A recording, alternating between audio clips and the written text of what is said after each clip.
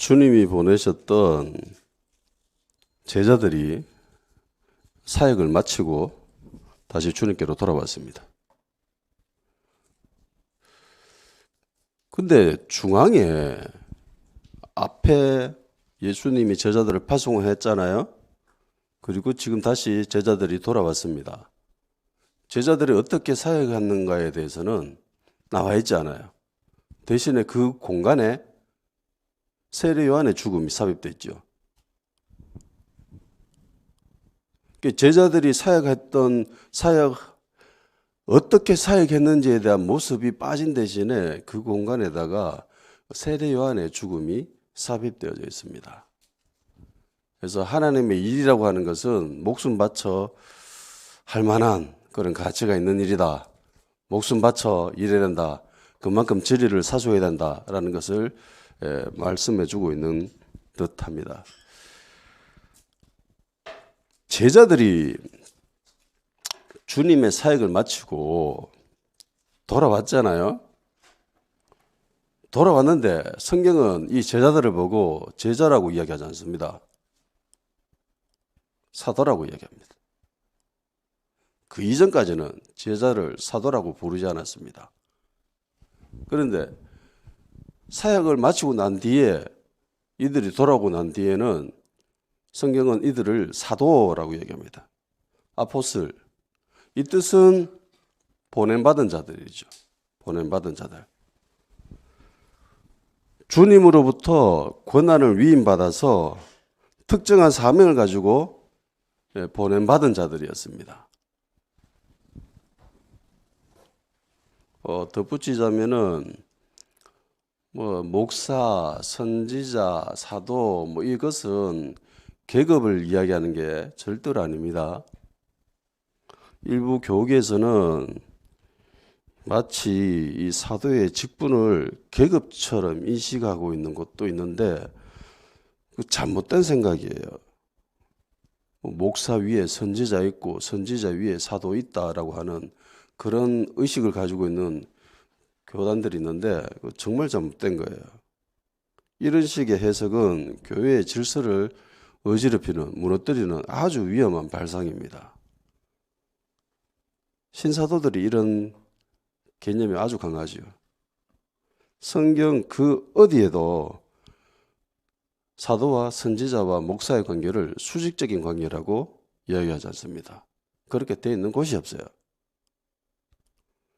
단순히 이것은 상호 보완적인 수평적인 관계일 뿐입니다.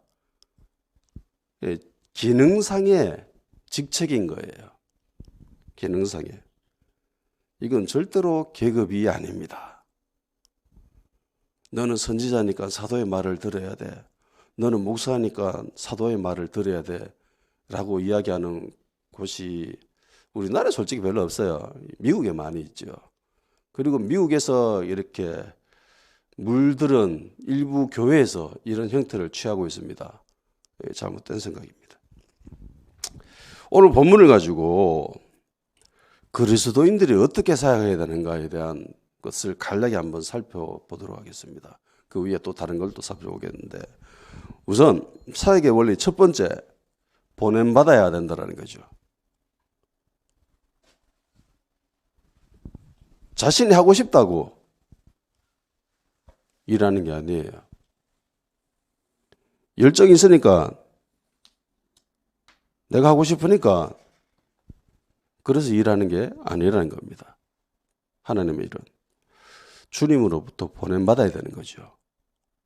제자들이 사역할 수 있었던 이유는 주님으로부터 보냄받았기 때문에 가능한 것이었습니다.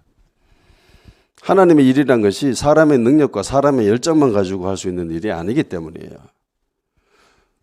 제일 먼저 중생을 하게 되면은, 거듭나게 되면은 하나님이 자신을 구원해 주신 너무나 감사하거든요. 감격스럽잖아.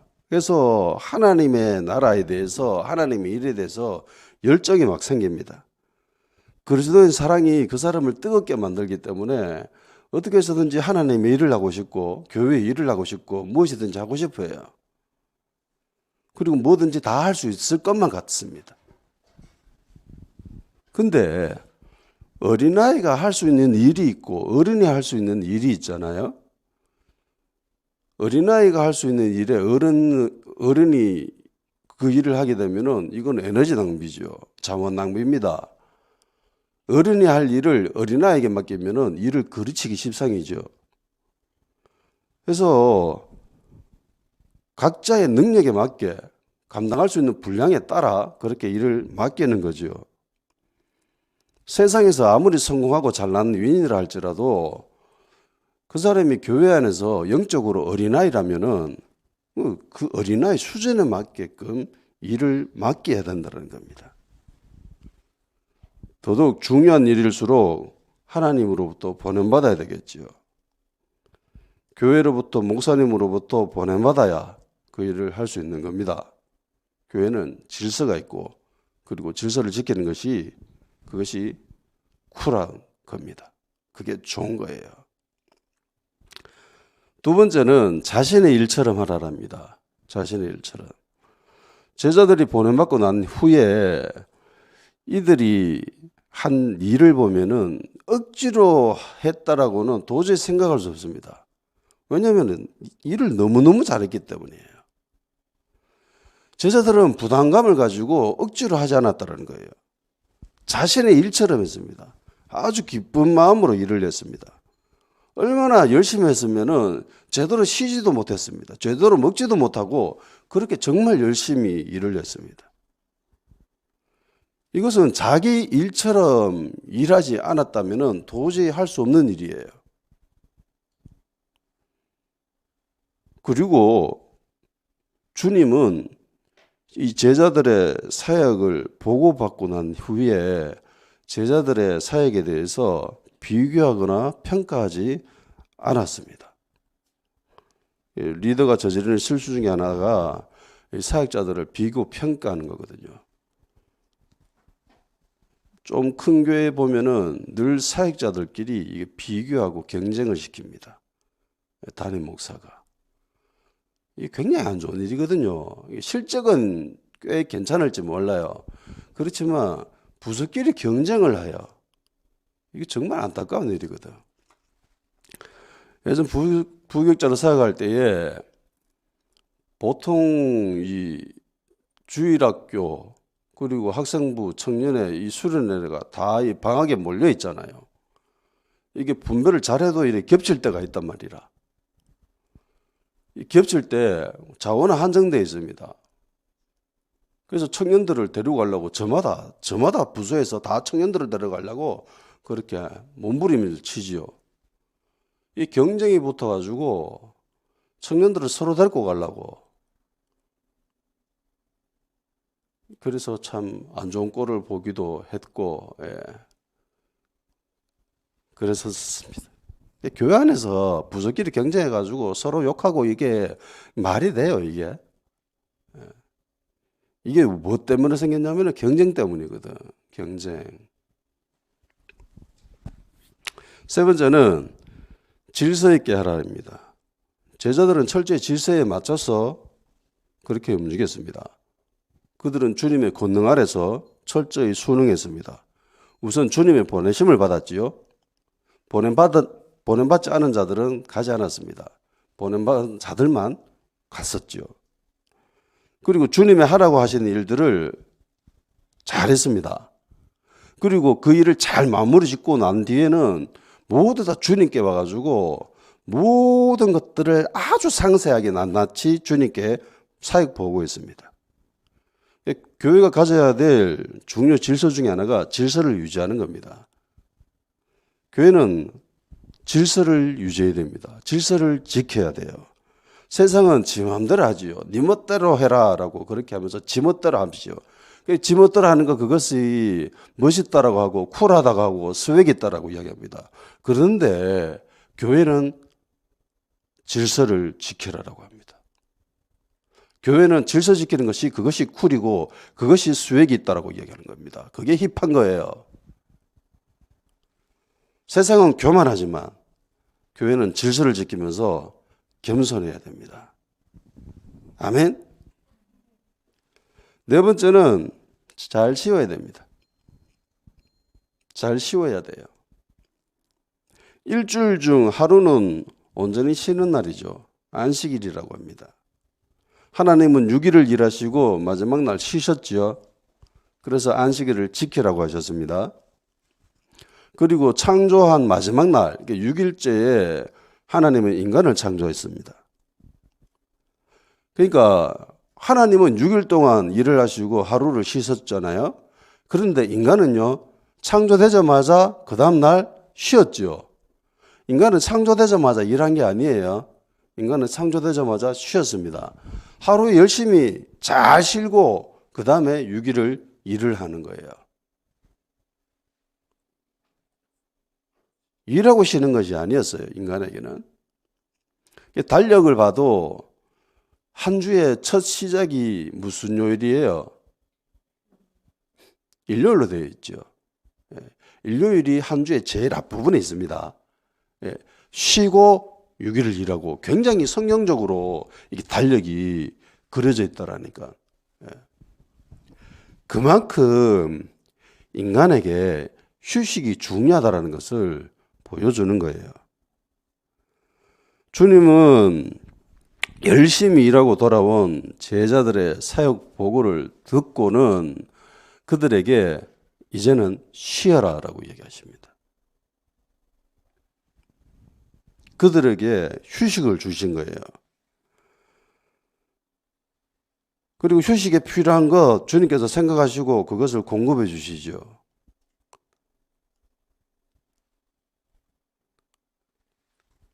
분주한 곳에는 쉴 수가 없습니다. 한적한 곳이라야 쉴 수 있습니다. 주님이 생각하신 쉴 수 있는 곳은 한적한 곳이었습니다. 31절에 보면은 이 한적한이라고 되어 있는 단어가 있잖아요. 우리나라 말로 보면은 한적한, 조용한, 아무것도 없는 뭐 그런 느낌이 들잖아요. 썰렁한. 근데 이 원어를 보면은요, 좀 더 이게 세요. 우리말보다는 뉘앙스가. 뜻이 이래요. 에르모스라는 단어인데 버림받은, 고독한, 황막한, 황폐한 이런 뜻입니다. 우리나라 말보다 더 세지요. 뭐 어쨌거나 쉬기 위해서는 아무것도 없어야 된다는 거예요. 어떤 사람들은 쉬는 날에 클럽 가는 사람들 있죠. 클럽 가서 열심히 이렇게. 클럽은 사람들 많잖아요. 클럽 왜 가노? 놀러 간다. 뭐 놀러 간다는 건 이해가 되죠. 근데 클럽 왜 가노? 쉬려고 간다. 이건 말이 안 되는 거예요. 사람 많은 곳에는 쉴 수가 없는 거예요. 사람 많은 곳에서 휴식을 취하라는 사람이 있는데 그럴 수가 없는 거예요. 휴식을 취하려면은 사람 없는 곳으로 가야 됩니다. 분주해서는 안 되는 거예요. 조용해야 되고 아무것도 없어야 되는 겁니다. 그런 곳이라야 하나님과 교제할 수 있기 때문에, 그런 곳이라야 기도할 수 있기 때문에, 예수님이 사역을 마치고 한적한 곳으로 따로 가셔서 기도하셨다라고 이야기하죠. 그게 휴식이었다라는 겁니다. 주님이 제자들에게 휴식을 주신 후에, 휴식을 주고 난 이후에 주님이 무리를 봅니다. 근데 그 무리가 굉장히 큰 무리라고 그렇게 되어 있지요. 큰 무리를 봤습니다. 예수님은 큰 무리를 보시고 어떤 마음을 가지셨을까요? 성경에는 예수님이 이들을 보고 불쌍하게 여기셨다라고 합니다. 불쌍하게 여기셨다. 왜 불쌍하게 여기셨다라고 얘기하죠? 목자 없는 양처럼 보여서 주님이 큰 무리를 보고 자들 불쌍하네라고 생각했답니다.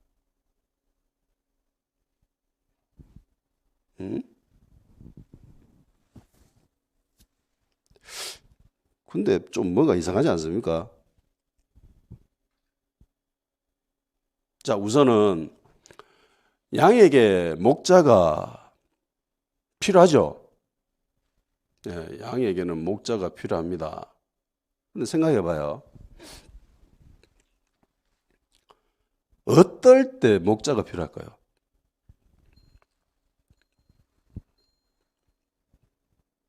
들판에 나 있는 풀 뜯어 먹을 때 목자가 필요할까요?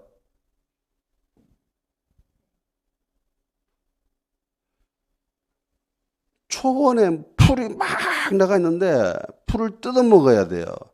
목자가 와가지고 얘야 요거는 풀 뜯어 먹어도 되고 요거는 뜯어 먹어서는 안 되고 닌 여기서 뜯어 먹을래? 저기는 가지 마라. 저기는 옆에 애 거니까 건들지 마.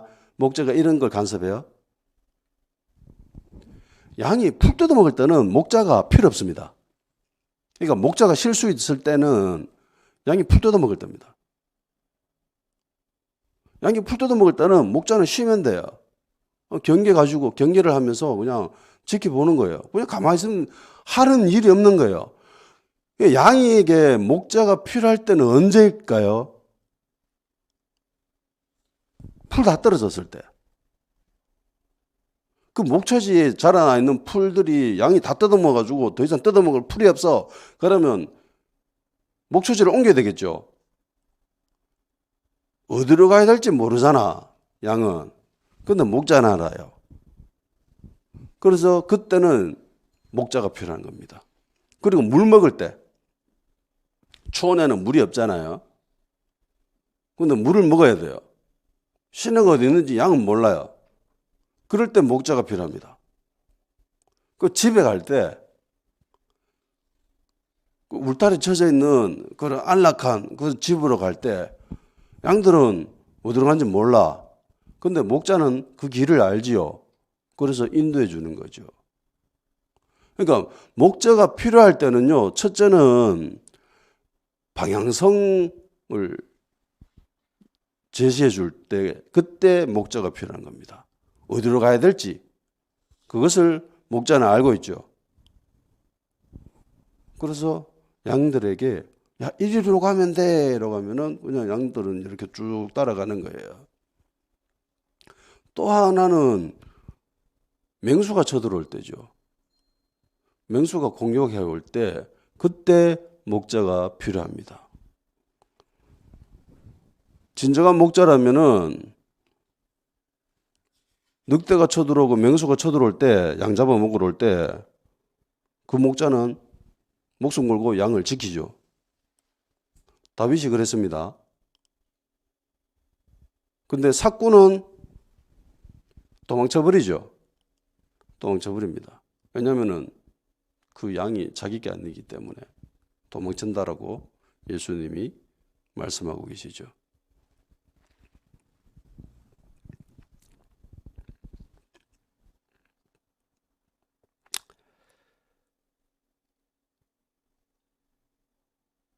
유대인들에게 있어서 영적 지도자는 사두개인과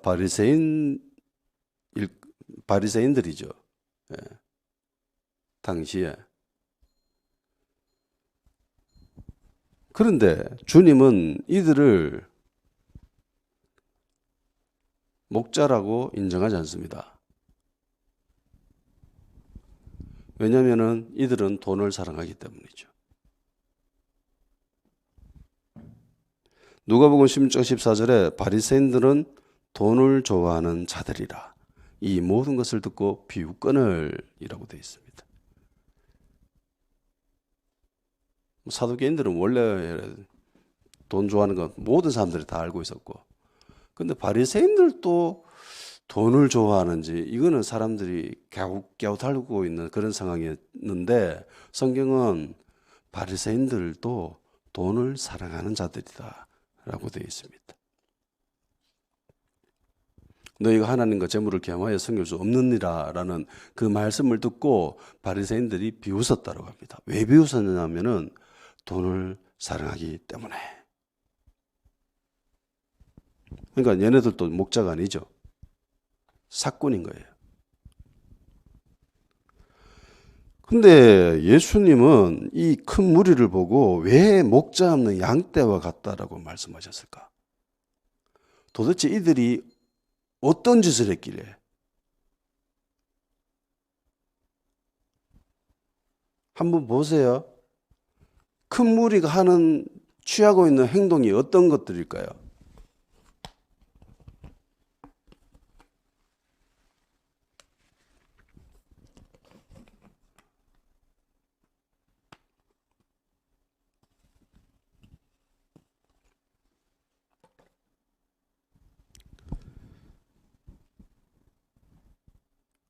(33절) 한번 읽어봅시다. 33절 시작. 그들이 가는 것을 보고 많은 사람이 그들인 줄 안지라. 모든 골로부터 도보로 그곳에 달려와 그들보다 먼저 갔더라. 아멘. 이것을 보시고 예수님이 목자 없는 양과 같네, 불쌍해 라고 생각하셨답니다. 33절이 도대체 뭔데? 자, 이 사람들이 그들을 보고 따라갔답니다. 큰 무리가 쫓은 사람은 누구일까요? 예수님일까요? 제자일까요? 제자들입니다. 예수님 아니에요. 제자들입니다. 그러면은 이들은 왜 제자들을 따라다녔을까? 얼마나 열심히 따라다녔냐면요, 예수님이 이 제자들을 좀 쉬게 해주려고, 여기서는 도저히 쉴 데가 안 돼, 저쪽에 조용한 데 가서 좀 쉬어라 이러면서 배 타고 보냈어요. 배 타고 보냈는데 이 사람들이 보고 저 사람들 간다 이러면서 온 동네에 있는 사람들이 다 모여가지고 와가지고 따라가다 있다가 저 사람들 배 타고 가네 이러면서 이들이 배 타고 가는 것이 아니라 달려가는 거예요. 배가 어디로 가는지 저거 어떻게 알아? 길이라는 게 있잖아요. 걸어갈 때는 길 따라가잖아. 마차 타고 갈 때 길 따라가잖아요. 그럼 그 길이 어디로 연결됐는지 알잖아. 이 길 끝에는 저 동네가 있어라고 하는 것이 있습니다. 근데 배 타고 가요. 배 타고 가면 어디로 갈지 어떻게 알아? 요 앞에 갈지, 아니면 저쪽으로 갈지, 아니면 저 멀리 갈지, 그거 어떻게 알아요? 몰라요. 근데 이 사람들 달려갑니다. 대단하죠? 그 많은 사람들이 달려가요. 배 가니까, 배 따라가자! 하면서 막 따라가. 근데 배보다 먼저 도착했대. 그러니까 이 사람들, 배가 가가지고 가까운 데 가면은 그나마 괜찮겠죠. 근데 멀리 가버리잖아. 그럼 이 사람들은 그걸 따라갔을까요? 안 따라갔을까요? 따라갔죠. 그 각오하고 쫓아간 거예요, 지금. 얼마나 대단합니까? 이 열정이.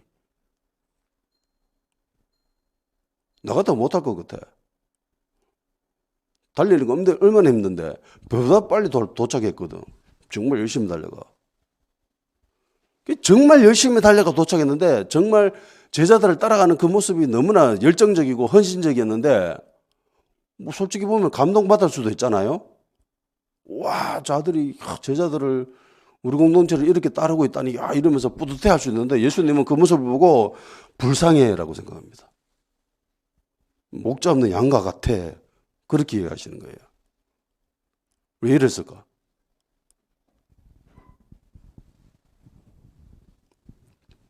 우선은 제자들이 사역을 굉장히 잘했기 때문에 이런 일이 벌어졌죠. 제자들이 사역을 굉장히 잘했습니다. 만일에 제자들이 사역에 실패했으면은 이 사람들 쫓아왔을까요? 안 쫓아왔죠. 자기들이 생각하건대 이거는 도저히 불가능하다라고 하는 것들을 제자들은 아주 쉽게 해버리거든. 귀신 쫓아내버리고, 그냥 그것도 말 한마디로 예수 그리스도 이름으로 나가라니까 귀신이 막 떠나가. 평생토록 귀신에 시달리고 평생토록 질병에 시달렸던 사람들이 제자들의 사역을 통해서 해방되는 걸 경험했거든. 자유케 되는 것을 경험했거든. 그게 너무나 멋졌던 거죠. 그게 너무나 좋았던 거지. 그래서 제자들을 따라가면은 좀 더 자기들에게 큰 유익이 있을 줄 알고 쫓아갔던 거예요. 원래 밥 주는 사람 쫓아가게 돼 있거든. 걔도 그러잖아요. 걔도 밥 주는 사람 따라갑니다. 우리 집 강아지 누구 제일 좋아하죠? 엄마 제일 좋아해요. 왜요? 엄마가 밥을 먹을 거 제일 많이 주거든. 줘서는 안 되는 것까지도 막 주잖아요. 먹을 걸 주니까 따라가는 거예요. 좋아하는 거예요. 그러니까 이들에게 먹이를 준 사람이 제자들이었다는 거예요. 눈앞에 자기들이 먹을 수 있는 것들을 줬기 때문에 제자들이 준 그 모습을 보면서 야, 제자들 따라가자 이러면서 따라갔던 거예요. 그러니까 이들이 취한 행동은 인간이라면은 지극히 당연한 겁니다. 지극히 당연한 거죠. 이상할 게 없습니다. 아주 자연스러운 현상이에요. 근데 예수님은 이 자연스러운 현상을 보고 목자 없는 양 같다라고 하시면서 불쌍히 여겼답니다. 왜냐하면은 제자들이 목자예요. 제자들은 목자가 아닙니다. 제자들은 목자가 아니에요. 지금 참 목자가 지금 바로 앞에 있잖아. 참 목자가이신 예수님이 있는데 예수님은 안 쫓고 제자들을 쫓아다녔다는 겁니다.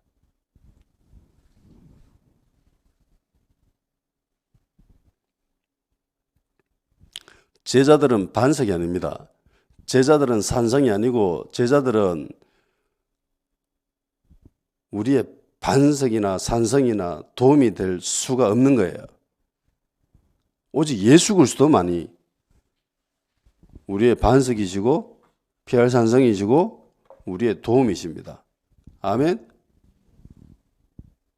근데 사람은 자기에게 유익을 주는 사람을 쫓으려고 하는 경향성이 있습니다. 어느 교회 담임 목사 그를 쫓아가고, 물론 인간적인 범주 안에서는 얼마든지 가능한 일이죠. 바울도 디모데를 향하여서 너는 나를 본받으라라고 그렇게 기록하고 있듯이 그 정도는 해야 되죠. 그런데 본질적으로 우리 그리스도인들이 따라가야 될 대상은 예수 그리스도인 거죠. 예수 그리스도께서 우리의 참 목자가 되시기 때문입니다.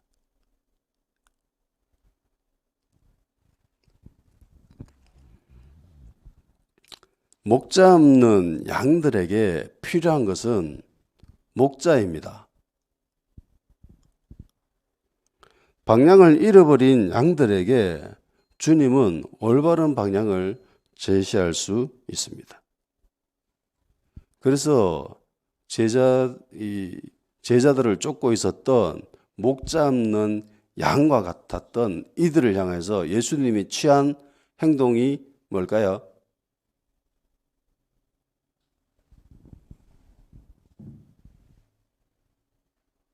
가르치셨다는 거예요. 말씀을 가르치셨대요. 목자 없는 양과 같아서 불쌍히 여겼어요. 예수님이. 그러면은 목자를 줘야 되겠죠. 목자가 없으니까 양들인데 목자가 없어요. 방향을 못 찾아가지고 막 엉뚱한 데로 막 달려가고 있어. 그래서 예수님이 그걸 보고 불쌍히 여기셨대요. 그래서 예수님 하신 행동이 뭐예요? 모든 것들을 가르치셨대요. 그 큰 무리들을 향하여서. 말씀을 가르치셨답니다. 말씀을 가르치면은 말씀에는 우리의 진리가 나와 있고 생명의 길이 나와 있고 우리의 참 목자가 누구인지 나와 있고 우리의 구원자가 누구인지 다 기록되어 있죠. 그래서 말씀을 잘 가르침을 받게 되면은 우리가 어디로 가야 될지, 나의 도움이 어디서부터 오는지 그것을 알게 된다는 겁니다. 아멘? 이 동일 본문인 마태복음 14장과 누가복음 9장 11절에는 예수님이 이들에게도 치유를 하고 가르쳤다라고 그렇게 되어 있습니다. 어쨌든 말씀을 잘 듣고 말씀을 잘 가르침을 받게 되면은 깨닫는다는 거예요. 깨닫는다는 겁니다. 이 시간 기도합시다. 오직 주님만이 우리의 목자이심을 고백하고 그리고 말씀을 잘 가르침 받아서 세상을 따르지 않고 그리고 사람을 따르지 않고 나의 참된 목자이신 주님만 따를 수 있게 성령께서 역사하여 주시옵소서라고 기도합시다. 그 길이 쉽지가 않아요. 그 길 가다가 세례 요한처럼 죽을 수도 있어요. 그리고 다른 제자들처럼 사역을 잘 성공할 수도 있겠지요. 그 길이 어떻게 되든 그것은 주님께 맡기고 나는 주님만 따를 수 있도록 성령님께서 저에게 도와주시고 힘을 불어 넣어 주시옵소서라고 다 같이 기도하는 시간 가지도록 합시다.